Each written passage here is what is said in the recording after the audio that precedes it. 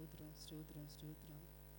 நான் ஏன் கலங்கனும் என் நாயன் இருக்கையிலே, நான் ஏன் கலங்கனும் என் நாயன் இருக்கையிலே, என் மேய்ப்பர் நீதானையா, எனக்கொன்றும் குறையே இல்லை. என் மேய்ப்பர் நீதானையா, எனக்கொன்றும் குறையே இல்லை. நான் ஏன் கலங்கனும் என் நாயன் இருக்கையிலே. அப்பா, நீர் ஆயனா இருக்கும் வரைக்கும் ஆண்டவரே நாங்கள் ஏன் கலங்க வேண்டும் ஆண்டவரே? ராஜாமக்கு ஸ்தோத்திரம் ஸ்தோத்திரம். மெய்ப்பராகிய உம்மை பற்றி அதிகம் தெரிந்து கொள்ளவும், அப்பா, ஆடுகளாக எங்களை நிதானித்து அறியவும் கிருபை செய்யணுமாய் ஜெபிக்கிறோம். எங்களோடு கூட பேசுங்க, எங்கள் கண்களை திறந்துடணுங்க. இயேசு நாமத்தில் ஜெபிக்கிறோம் நல்ல பிதாவே, ஆமென். நம்ம எல்லாருக்கும் தெரிந்த வசனம், சிறு வயதிலிருந்தே பார்க்கறது. சங்கீதம் 23:1. கர்த்தரின் மெய்ப்பராயிருக்கிறார், நான் தாழ்ச்சி அடையேன். எத்தனையோ மிருகங்கள் இருக்கும்போது தேவன் நம்ம ஏன் ஆடுகளுக்கு ஒப்பிட்டு பேசுகிறார் அப்படின்றத நம்ம பார்க்கலாம். ஆக்சுவலாக ஒரு டீனேஜ் பிள்ளைங்களுக்கு நான் ஸ்கிரிப்சர் கிளாஸ் நடத்துகிறேன். அவங்களுக்கு நான் இதை நடத்தினேன். ஏன் ஜீசஸ் இஸ் மை ஷெப்பர்ட், அதுதான் அவங்களோட தீம். அதை வச்சு நடத்தும் போது நான் கேட்டேன், அம்மா, எத்தனையோ மிருகங்கள் இருக்கும்போது தேவன் நம்ம ஏமா ஆடுகளோட சொல்கிறாரு அப்படின்னு சொன்னேன். அந்த குட்டி பிள்ளைங்க என்ன சொல்லியிருக்குன்னு தெரியுங்களா? அது ரொம்ப க்யூட்டாக இருக்கும்க்கா, அதனால தான் நம்மளை சொன்னார் அப்படி சொன்னாங்க. நான் சொன்னேன், படத்தில் பார்க்கும்போது எல்லாமே என்ன பண்ணோம், க்யூட்டாக தான் இருக்கும். அதுவும் சின்னதில் எல்லாமே க்யூட்டாக தான் இருக்கும், வளரும் போது தான் தெரியும். ஓகேவா? உண்மையான காரணங்கள் என்னென்ன அப்படின்னு நம்ம கொஞ்சம் நேரம் தியானிப்போம். ஆடுகளுக்கு ஏன் நம்மளை ஆடுகளோடு கூட ஒப்பிடுறாரு அப்படின்னு சொன்னால், ஆடுகளுக்கு டைரக்ஷன் தெரியாதான், திசை தெரியாதான், எந்த பக்கம் போகணுன்றது ஆடுகளுக்கு தெரியாதான். அந்த சென்ஸ் ஆஃப் டைரக்ஷன்றது அதுக்கு இருக்காதான். அது மாதிரி இப்போது எந்த பக்கத்தில் புல் இருக்குது, அதாவது ஒரு நல்ல புல் எங்கே இருக்குது. இப்போது நம்ம வீட்டில் வளர்க்குற நாயோ பூனையோ அதெல்லாம் கூட எங்கேனா போயிடுச்சுன்னா கூட கரெக்டாக நம்ம வீடு தேடி வரோம்ல, இதுக்கு அப்படி தெரியாதான். அதுக்கு அதாவது குறிப்பிட்ட இடத்துலையே போயிட்டு வந்தால் ஓரளவுக்கு தெரியும். பட் கொஞ்சம் தள்ளி இருக்கிற இடத்துல கொஞ்சம் தள்ளி போனால் கூட தெரிஞ்ச இடத்துலையே காணாமல் போயிடுமா. இந்த பாயிண்ட் எழுதும் போது எனக்கு கொஞ்சம் சிரித்தேன். நான் எழுதிட்டு எங்கிட்ட சொன்னேன்னா எழுதிட்டே சிரிக்கிறேன் அப்படின்னாரு. நான் சொன்னேன், இல்லை, ஒரு ஞாபகம் வந்துடுச்சு, தெரிந்த இடத்துலையே காணாமல் போகிறது அப்படின்னு. உங்களுக்கு யாராவது தொலைந்து போன அனுபவம் இருக்கா? இருந்த திசை தெரியாமல் எந்த பக்கம் போகிறதுன்னு தெரியாமல் தொலைந்து போன அனுபவம் இருக்கா? எனக்கு நல்லாவே இருக்குது. ஆக்சுவலாக என்ன ஆச்சுன்னா, நம்ம ஹைதராபாத் போனோம் இல்லைங்களா, அப்படி போயிட்டு வரும்போது நைட்டு வரோம், நம்ம திருப்பி வரும்போது என்னாச்சு, நைட்டு நல்லா பேசிகிட்டே இருந்துட்டோம். நாங்கள்லாம் எங்கள் இதில் இருக்கவங்க எல்லாருமே பேசிகிட்டே மணி 3 ஆகிடுச்சு. சரி, இதுக்கப்புறமா தூங்கணும், காலையில் எழுந்துக்கணுன்றதுக்காக சரி ரெஸ்ட் ரூம் போயிட்டு வந்துடலான்னு சொல்லிட்டு ரெஸ்ட் ரூமுக்கு போனோம். போயிட்டு என் கூட வந்தவங்களாம் போயிட்டாங்க, நான் லாஸ்ட்டாக வரேன். வந்துட்டு பார்க்குறேன், நான் நினச்சேன் எல்லாம் முடிச்சுட்டு தானே இருந்தாங்க, எல்லாம் உட்காந்துருப்பாங்கன்னு பார்த்தா எல்லாம் படுத்துட்ருக்காங்க போல். எனக்கு தெரியல, உங்களுக்கு தெரியல இல்லையா ஒரு பெட்டி எவ்வளோ இருக்கும்னு. அந்த பெட்டியில் நான் நடக்கிறேன். அதாவது எனக்கு கொஞ்சம் கூட தெரியவே இல்லை. அதாவது இங்கே தான் ரெஸ்ட் ரூம் இருக்குது, அதுலேருந்து ஒரு 4 சீட்டு தள்ளி தான் நாங்கள் இருந்தோம். ஆனால் எனக்கு அது சுத்தமாக மறந்து போச்சு. அந்த பெட்டி ஃபுல்லாக கிட்டத்தட்ட ஒரு 7-8 முறை நடந்துட்டேன். உண்மையாகவே சொல்கிறேன், நான் பயந்துட்டேன். பயந்துட்டு என்னடா பெட்டிக்குள்ளேயே காணாமல் போயிட்டோம் நம்ம அப்படின்ற மாதிரி ஆயிடுச்சு எனக்கு. அந்த பக்கம் போயிட்டு போனால் அந்த பெட்டியை தாண்டி அந்த பக்கம் போகிறதுல ஒருத்தர் அப்படின்னு என்னுடைய பார்த்துனே இருக்காரு. இந்த பக்கம் வந்து ஒருத்தர், எனக்கு ரொம்ப பயமாக போச்சு. எனக்கு உடனே ஒன்று ஞாபகம் வந்துச்சு, நம்ம ஃபோன் பண்ணி நம்ம வீட்டுக்காரருக்கு பேசலாம், நமக்கு எங்கே இருக்குன்னு தெரில அப்படின்னு தோணுச்சு எனக்கு. பட் நான் பண்ணல. அதை நல்ல வேலை நான் பண்ணியிருந்தேன்னா அன்றைக்கி எல்லாருக்கும் ஃபோன் போயிருக்கோம். சாமன், எனக்கு ஜோனாக்காக்கு எல்லாம் ஃபோன் பண்ணி என் பொண்டாட்டி அங்கே உள்ளே காணாமல் போயிட்டாலாம் அப்படின்னு கண்டிப்பாக சொல்லியிருப்பார். எனக்கு ஒன்றும் செகண்ட் அதுதான் தோணுச்சு. ஃபோன் கையில் இல்லை. பார்த்தா ஒரு பையன் மட்டும் உட்காந்து ஃபோனில், ஒரு வாலிப பையன் ஃபோனில் ஏதோ பண்ணிகிட்ருக்கான், ஏதோ பார்த்துட்ருக்கான். நான் சொன்னேன், அந்த பையன்கிட்ட போய் கொஞ்சம் ஃபோன் கொடுக்க முடியுமான்னு கேட்டேன். அவன் நைட்டு 3 மணிக்கு போய் ஃபோன் கேட்டான். அவன் கொடுக்க பயப்படுறான் என்னை பார்த்துட்டு போனேன். நான் சொன்னேன், இல்லை, நான் ஒரு ஃபோன் கால் பண்ணணும். இல்லை, நீங்கள் நம்பர் சொல்லுங்கள், நான் பண்ணுறேன் அப்படின்னா. அப்புறம் தான் எனக்கு ஸ்ட்ரைக் ஆச்சு, நம்ம எந்த பெட்டி நம்பர் சொன்னால் அவன் டார்ச் வச்சு காட்டிடுவானே. போய் பார்த்தா நம்ம ஆளுங்க எல்லாம் தூங்கிட்டு இருக்காங்க. இதில் என்ன பெரிய ஜோக்னா, காலையில் எழுந்து நான் சொல்கிறேன், ஒரு ஆடு மேலே உட்காந்து என்னை பார்த்துட்டே இருந்திருக்கு. சரிங்களா, ஒரு குட்டி ஆடு பார்த்துட்டே இருந்துட்டு என்ன சொல்லுது, ஆண்டி நீங்கள் சும்மா நடக்கிறீங்க, வாக்கிங் போகிறீங்கன்னு நினச்சா ஆண்டி அப்படின்னு சொல்லுது. இது மாதிரி அது நம்மளுக்கு இப்போது அது சிரிப்பாக இருக்கு இல்லையா? ஆனால் அந்த ஸ்பாட்டில் அடுத்த நாள் காலை நானும் சிரித்தேன். ஆனால் அந்த டைமில் ஒரு பயம் வந்துச்சு. என்னடா இது, எங்கே பாரு இருட்டாக இருக்குது, என் கண்ணுக்கு தெரிதெல்லாம் வெறும் ஜென்ஸ் தான் தெரிறாங்க, லேடிஸ் யாருன்னே தெரில. ரொம்ப பயந்துட்டார் ஒரு செகண்டில். அப்போது நம்மளுக்கு எப்படி இருக்குல்ல, ஒரு ஆடுகளுக்கு எப்படி இருக்கும். ஆனால் உண்மையாலுமே நம்ம நினைக்கிறோம், ஆடை பார்த்து சிரிக்கிறோம். இப்போ நம்மளுக்கு பார்க்க சிரிப்பாக இருக்குது. ஆவிக்கு ஒரு நிலைமையில் நிறைய டைம் நம்ம அது மாதிரி எந்த பக்கம் போகிறதுனே தெரியாமல் சில டைமில் நம்ம நிற்கிறோம் இல்லையா. எப்படி இதுக்கப்புறம் எப்படி போகிறது, அடுத்த ஸ்டெப் எப்படி வைக்கிறது அப்படின்னு.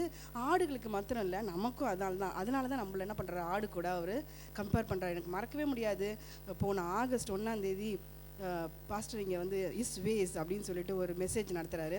நான் வரல காலையில், ஆனால் நான் வீட்டிலேருந்து பார்த்துட்ருக்கேன். அப்போது நான் சொல்கிறேன், இசப்பா நான் எந்த பக்கம் போனேன் எனக்கு தெரியல. ஏன்னா இப்போ நான் வந்து ஒரு டெட் எண்டில் நிற்கிற மாதிரி இருக்குது. இந்த பக்கம் போகிறதா இல்லை இந்த பக்கம் போகிறதா எனக்கு தெரியல இசப்பா, நீங்கள் வழிகாட்டுங்கன்னு. அதே மெசேஜ் அவருடைய, நீங்கள் ஒரு இடத்துல நின்று எந்த பக்கம் போகணுன்னு கேட்டு நீங்கள் ப்ரேயர் பண்ணிட்டு போங்க அப்படின்னு.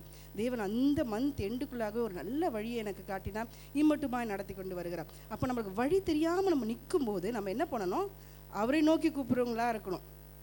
ஆனால் நம்ம நிறைய முறை பார்க்குறோம், வழி தெரியாமல் இருக்கும்போது நம்ம அவர்கிட்ட போகிறோமோ இல்லையோ, பட் அவரோட வார்த்தை நம்மளை தேடி வருது இல்லையா. அப்படிதான் நம்ம லாஸ்ட் ஷீப்பாக இருக்கும். நம்ம நினைக்கிறோம் அது ரட்சிக்கப்படாத ஆடு, ரட்சிக்கப்படாத. நம்மளே சில டைமில் எங்கே போகிறோம், இப்போ நம்ம வழி தெரியாமல் நிற்கும்போது அவர்கிட்ட கேட்டுட்டு நம்ம போனோம்னா சரியான பாதையில் போவோம். சப்போஸ் நம்ம கேட்காம போயிட்டோன்னா அது என்ன ஆகிடும், வழி தப்பி போகிற மாதிரி ஆகிடும். நம்ம ஒரு காணாமல் போன ஆடுகளாக மாறிடும். முதலாவது, ஆடுகளுக்கு டைரக்ஷன் தெரியாது. செகண்டு, முன்னே போகிற ஆடு என்ன செய்தோ அதுதான் பின்னால் போகிற ஆடும் செய்யுமா. ஒரு ஆடு இதுலேருந்து வெளியே போகுதுன்னு வச்சுக்கோங்க, ஒரு மந்தை போகுதுன்னா ஃபஸ்ட்டு போகிற ஆட்டுக்கு முன்னாடி நம்ம வந்து ஒரு கயிறை கட்டிட்டோன்னா அது எகிரி குடிச்சு போகுமா. அதுக்கப்புறம் கயிறை எடுத்துட்டோன்னா கூட அந்த ரெண்டாவது போகிற ஆடும் என்ன பண்ணால் எகிரி குச்சி தான் போகுமா. அதுக்கு என்னென்னா ஃபஸ்ட்டு போகிற ஆடு என்ன பண்ணுச்சு அதை தான் அதுங்க பண்ணுமா. கிழக்கு துருக்கி நாடு இருக்கு இல்லையா, அதில் கிழக்கு பகுதியில் ஒரு மெய்ப்பர் என்ன பண்ணாரா, டிஃபன் சாப்பிட்டு வரலான்னு போனாராங்க. அவர் வந்து ஒரு 1500 ஆடை மேய்க்கிறவருங்க. அவர் டிஃபன் சாப்பிட்டு வரலான்னு அவங்க போயிருக்காங்க. 1500 ஆடும் மலை உச்சிலேருந்து எல்லாம் கீழே குதிச்சிச்சிங்களாம். ஒரு ஆடு விடாமல் எல்லாம் குதிச்சிச்சா. இன்னும் ஒரு கிரேஸுன்னா ஃபஸ்ட்டு விழுந்த ஆடுங்க மட்டும் செத்துச்சு, 400 ஆடு. இதெல்லாம் அதுங்களுக்கு மேலே விழுந்ததால் கொஞ்சம் குஷன் மாதிரி இருக்கவோ இதுங்களுக்கு ஒன்றும் ஆகலை. பாருங்கள், ஒரு ஆடு கீழே விடுதுன்னு தெரியும், பின்னால் போகிற ஆடுங்களுக்கு வந்து என்னடா இது விடுதே நம்ம நிற்கலாம், அதெல்லாம் கிடையாது. அதுக்கு அது எல்லாம் இது என்ன பண்ணோம் அது அப்படியே பண்ணுமா எல்லா ஆடுங்களும். அப்போது நமக்கு அந்த மாதிரி பழக்கம் இருக்குது. நம்ம அதை பார்த்து சிரிப்போம், என்ன இது ஒன்று விழுத இன்னொன்று தெரியாது அப்படின்வோம். ஆனால் நம்மளோட வாழ்க்கையில் கூட நம்ம அப்படி தான் பண்ணுறோம். முன்னால் போகிற ஆடு மெய்ப்பரை ஃபாலோ பண்ணால் நம்ம சரியாக போயிடுவோம். ஆனால் நம்ம ஆடுகளை, குருடர் வழி காட்டுறாங்க சொல்கிறாங்களா, அது மாதிரி ஆடுகளை பார்த்து போவோம் அப்படின்னு சொன்னால், அவங்க ஓப்பன் பண்ணிட்டாங்க அக்கௌண்ட்டு, நான் ஓப்பன் பண்ணணும் இன்ஸ்டாகிராமில் இல்லை, அவங்க போஸ்ட் பண்ணிட்டாங்க, நான் இந்த போஸ்ட் நமக்கு தேவையான கூட இல்லை, மற்றவங்கெல்லாம் போடுறாங்க நம்ம போடணும். நம்ம வாலிப பிள்ளைங்க நிறைய பேர் பார்த்தேன்னா, ஒருத்தன் கிட்டார் வாசிக்கிறான், முடி எவ்வளோ நீட்டாக வச்சுட்டு ஆடிட்டு பார்த்தா கிட்டார் வாசிக்கிற எல்லாம் முடி வளர்க்கணும்னு ஆசைப்பட்றாங்க. ஏன்டா எதுக்குடா முடி வளர்க்கணும்னு ஆசைப்படுறீங்க அப்படின்னு கேட்டால், உங்களுக்குலாம் தெரியாது, உங்கள் ஜென்ரேஷன்லாம் வேறு, அது அப்படி தான் வளர்க்கணும் அப்படின்றாங்க. அது நல்லா இல்லைப்பா, அசிங்கமாக இருக்குது. இல்லை அங்கே ஒரு ஆடு பண்ணுது, அதை பார்த்து நான் என்ன பண்ணுவேன். அந்த ஆடு வந்து கீழே விடுதா போச்சா வந்து உனக்கு என்ன தெரியும், அது எங்கேயோ இருக்குது அப்படி சொன்னால் பிள்ளைங்களுக்கு என்ன பண்ண மாட்டேங்குது, புரிய மாட்டேங்குது இல்லையா. அப்போது நமக்கு முன்ன இயேசு கிறிஸ்து எப்படின்னா எல்லா ஆடுகளையும் ஓட்டி கொண்டு போகிறவர் அல்ல, ஓடுன்னு சொல்லிட்டு பின்னாடி நிற்கிறவர் அல்ல. அவர் என்ன பண்ணுறாரா, எனக்கு பின்னே வாருங்கள் சொல்லிட்டு நம்மளை ஃபாலோ பண்ண சொல்கிறார். ஃபாலோ மீ, என்னை பின்பற்றி வான்னு சொல்லிட்டு அவர் முன்னாடி போகிற மெய்ப்பராக இருக்கிறார். அப்படிப்பட்ட நல்ல மெய்ப்பனை வச்சுருக்கும் போது அவரை தான் நம்ம ஃபாலோ பண்ணுமே தவிர, எதனா ஒரு ஆடு போகுதுன்னா அந்த ஆடு பின்னாடி நம்ம போகக்கூடாது ஓகேங்களா. அப்புறம் மூணாவது, செம்மறி. இந்த ஆடுன்னா உடனே உங்களுக்கு வந்து இந்த வெள்ளாடு ஞாபகம் வந்துடக்கூடாது. நான் சொல்கிற ஆடை எல்லாமே வந்து ஷீப்பு, செம்மறி ஆடை பற்றி சொல்கிறேன். அதே மாதிரி அதுக்கு வந்து எதிர்த்து போகிற ஆடை தெரியாதான். இப்போ மற்ற மிருகங்களுக்கெல்லாம் வந்து கூர்மையான பல் இருக்குது இல்லை, நாய்க்கே சொல்லுங்களேன், நாய்க்கு பூனைக்கு நகம் வந்து ரொம்ப ஷார்ப்பாக இருக்கும், இல்லை அது சத்தம் அதிகமாக போடும். சும்மா போகிற நாய் கூட என்ன பண்ணும், கத்தியாவது பயமுறுத்தும். ஆனால் நீங்கள் பார்த்தீங்கன்னா மெய்ப்பனுக்கு வந்து அந்த ஆடுக்கு வந்து என்ன பண்ணல, அது மாதிரி எதுவுமே இல்லைங்க. அது யாருன்னா அடிச்சாங்கன்னா என்ன பண்ணும், அது வாங்கிட்டு தான் இருக்கும். அதால் சத்தம் கூட அதுக்கு ஒரு பெரிய சத்தமாக இருக்காது, ஒரு மெல்லிய சத்தமாக தான் இருக்கும் இல்லைங்களா. அதுக்கு இருக்கிற ஒரே ஆயுதம் என்ன தெரியுங்களா, கும்பலாக இருக்குமா. அந்த கும்பலை பார்த்து மற்றது வேணால் பயந்து வராமல் இருக்கலாமா. கும்பலாக இருக்கிறது தான் அதோட ஆயுதமாக. நம்மளை கூட தேவன் என்ன சொல்கிறாரு, சபை கூடுதலை விட்டு விடாதீங்க. நம்ம எப்போ எந்த அளவுக்கு இணைஞ்சு இருக்குமோ, எந்த அளவுக்கு யுனைட்டடாக இருக்குமோ, அந்தளவுக்கு சாத்தா நம்மளை பார்த்து என்ன பண்ணுவான், பயப்படுவான். தனித்தனியாக தெரிச்சு போயிருந்தோம்னா அவனுக்கு என்ன ஈஸியாக அடிச்சுன்னு போகிறதுக்கு ஈஸியாக இருக்கும் இல்லைங்களா? அப்போது அதே மாதிரி அதை எதிர்த்து நிற்கணுன்னா ஒரு நல்ல மெய்ப்பன் தான் அது அந்த ஆட்டுக்காக எதிர்த்து நிற்க முடியும். அதே மாதிரி நம்முடைய ஸ்பிரிச்சுவல் வாரில் கூட நம்ம போய் எதிர்த்து நிற்க முடியாது சாத்தானை. கிறிஸ்துவை என்ன பண்ணோம்? தரித்து கொள்ளணுமா. அந்த ஆயுதங்களெல்லாம் எதுக்கு அடையாளம்? கிறிஸ்துவுக்கு அடையாளம். இயேசு கிறிஸ்துவை நம்ம தரிச்சிட்டு போய் நின்னோம்னா தான், அதாவது மெய்ப்பண்ணை முன்னாடி காட்டு. மெய்ப்பண்ணை காட்டாமல் ஆடு போய் முன்னாடி நினைச்சுன்னா ஒன்றும் பண்ண முடியாது. அப்புறம் கிறிஸ்துவை தரித்து கொண்டு நின்னோம்னா நம்ம என்ன பண்ணலாம்? அந்த அந்த எதிரியை நம்ம மேற்கொள்ளலாம். அதுக்கப்புறம் இதுக்கு போன வாரம் கேட்ட மாதிரி இது காயப்பட்டுடுச்சுன்னு வச்சுக்கோங்களேன். காயப்பட்டுச்சுன்னா அதுக்கு தன்னைத்தானே ஆற்றிக்கொள்ள தெரியாது. மற்ற மிருகங்கள் என்ன பண்ணுமா? அதை ஊண்டை அப்படியே நக்கி அதை எச்சப்பட்டு அது நல்லா ஆகிடும். ஆனால் ஆடுக்கு உங்களுக்கு தெரியும் அதோடைய நாக்கு, அது பொசிஷன், அது எதுவுமே அதுக்கு பண்ண தெரியாது. அது ஊண்டாச்சுன்னா அது கண்டிப்பாக மெய்ப்பன் தேவையா, அது தன்னைத்தானே ஆற்றிக்கொள்ள அதுக்கு முடியாதான். நம்ம கூட நிறைய டைமில் மற்றவங்களால் நம்ம பாதிக்கப்பட்டு இருப்போம், இல்லை நம்மளுடைய பழைய காரியங்கள் ஊண்டடாக இருக்கும்.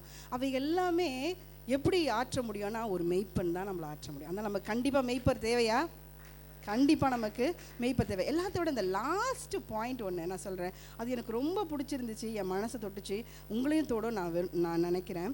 என்னென்னா அந்த லாஸ்ட் ஆடு மல்லாக்கப்படுத்திடுச்சுன்னா, அதாவது காலெல்லாம் மேலே தூக்கிட்டு கையில் இந்த 2 காலையும் மேலே தூக்கிட்டு படுத்துருச்சுன்னா, அந்த பொசிஷன் மட்டும் பிரதர் இது போடுறீங்களா, இது மாதிரி அது படுத்துருச்சுன்னா அது பேர் கேஸ்ட் டவுன் அப்படின்றாங்க. அந்த பொசிஷன் பேர் என்ன சொல்கிறாங்க? கேஸ்ட் டவுன் அப்படின்னு சொல்கிறாங்க. நான் சும்மா சொல்கிறேன் மல்லாக்கப்படுத்துச்சுன்னு, அது பேர் கேஸ்ட் டவுன் சொல்கிறாங்க. அந்த பொசிஷனில் ஒரு ஆடு படுத்துச்சுன்னா அதால் தானாகவே என்ன பண்ண முடியாதான்? திரும்ப முடியாதான். எப்படி நீங்கள் பார்த்துருப்பீங்களே, வீட்டில் கரப்பாம்பூச்சி இப்படி தலைக்கீழே போட்டு விட்டோமா ரொம்ப நேரம் ஆகும், அதுக்கு எழுந்துக்க முடியாதுல்ல. அது கூட சில டைமில் எழுந்துக்கும். ஆனால் ஆடால் என்ன பண்ண முடியாது? ஒன்ஸ் இது மாதிரி இந்த பொசிஷனுக்கு போயிடுச்சுன்னா அதால் எழுந்துக்க முடியாதான். அதுக்கு ரொம்ப மூச்சு திணறலாம் ஏற்படுமா. கொஞ்சம் நேரத்துக்கு அப்புறம் அதுக்கு அந்த கேஸ்லாம் உள்ளே போய் வைரெல்லாம் பெருசாகி அப்புறம் மூச்சு திணறி 24 மணி நேரத்துலேயே இப்படி விட்டுட்டிங்கன்னா, ஒரு மெய்ப்பனுடைய ஹெல்ப் இல்லாமல் இப்படி போயிடுச்சுன்னா 24 மணி நேரத்துக்குள்ளே ஒரு ஆடு இறந்து போயிடுமா. இதே நம்மளுக்கு இப்போ இருக்கிற மாதிரி ஒரு கோடை காலமாக இருந்தால் அந்த 24 மணி நேரம் கூட இல்லையா, சில மணி நேரங்கள்லேயே மரித்து போகுமா. மழை காலமாக அப்படி இருந்துச்சுன்னா 1 நாள் 2 நாள் அது என்ன பண்ணுமா, அது இருக்க முடியுமா. அப்போது நம்ம கர்த்தரின் மெய்ப்பராக இருக்கிறார் தாவீது சொல்கிறார் இல்லையா, தாவீதுக்கு நல்லா தெரியும் ஒரு ஆடோடைய நிலை இல்லையா. ஏன்னா அவர் ஒரு மெய்ப்பர். நீங்கள் சங்கீதம் 42:11 படிங்களேன்.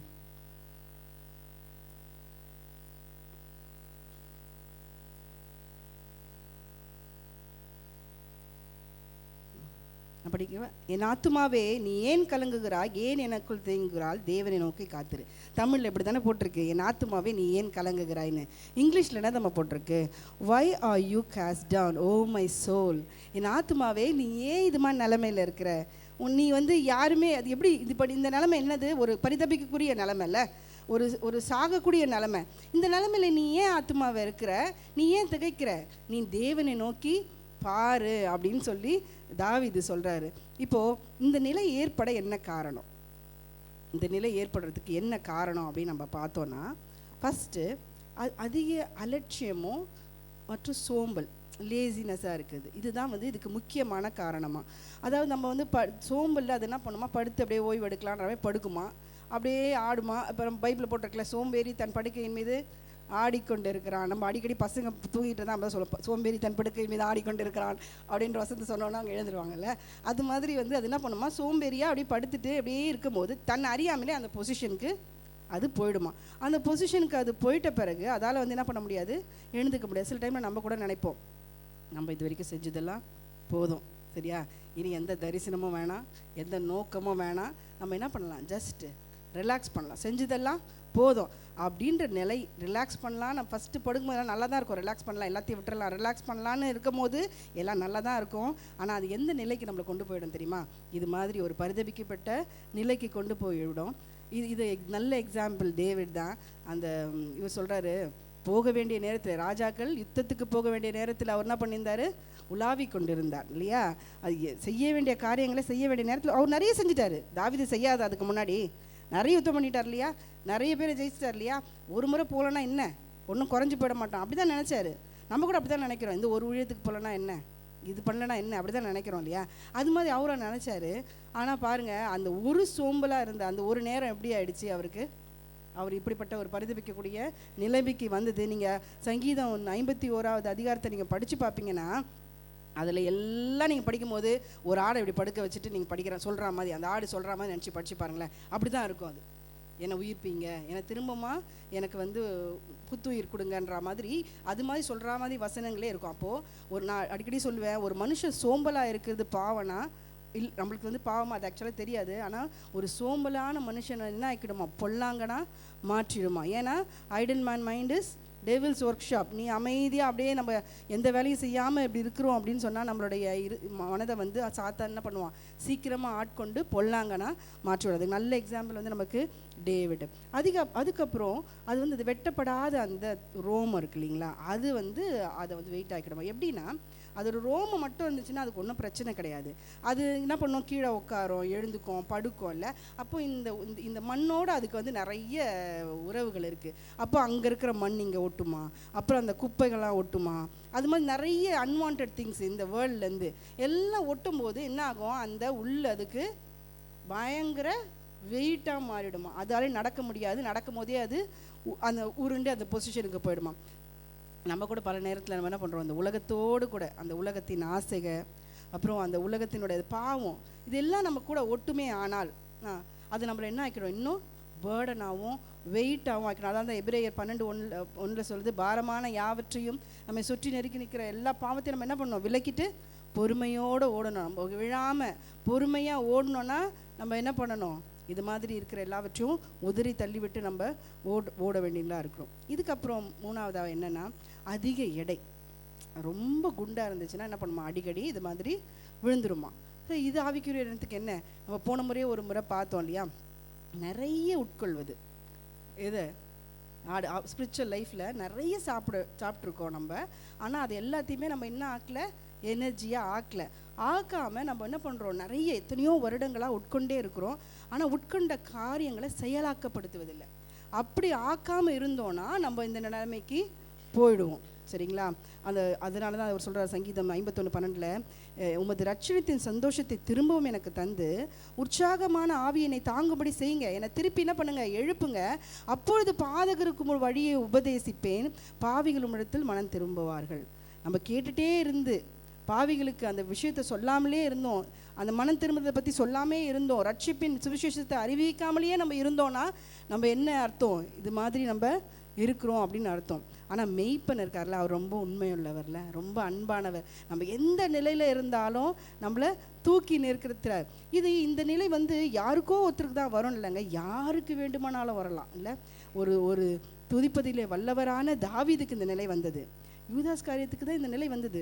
அவன் என்ன பண்ணான், உலகத்தின் மேலே ரொம்ப ஆசை இல்லையா. அவன் ஜீசஸை எப்படி நினச்சான், ஒரு வாரியராக இருந்து அவர் எல்லாத்தையும் ஜெயிச்சு கொடுக்கணும், அவன் ஒரு வேலை நினச்சிருந்தான். அந்த உலகத்தின் மேலே அவனுக்கு பற்று இருந்துச்சு.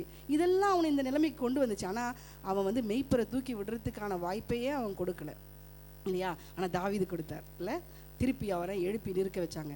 பேதுரு சொல்லலாம் பார்த்தீங்களா, அந்த லாஸ்ட் பாயிண்டில் அவர் நிறைய கேட்டார் ஜீசஸ் கிட்டேருந்து, நிறைய விஷயங்களை அவர் எத்தனையோ பேர் மற்றவங்களுக்கு சொல்லாததெல்லாம் சீஷர்களுக்கு தனிமையில் இயேசு கிறிஸ்து அதிகமாக தானே சொல்லியிருப்பார். அந்த பேதுரு ரொம்ப அதிகம், அதில் 3 பேரில் அவர் ஒருத்தர் இன்னர் சர்க்கிளில், அப்போ இன்னும் அதிகமாக தான் தெரிஞ்சிருப்பார்.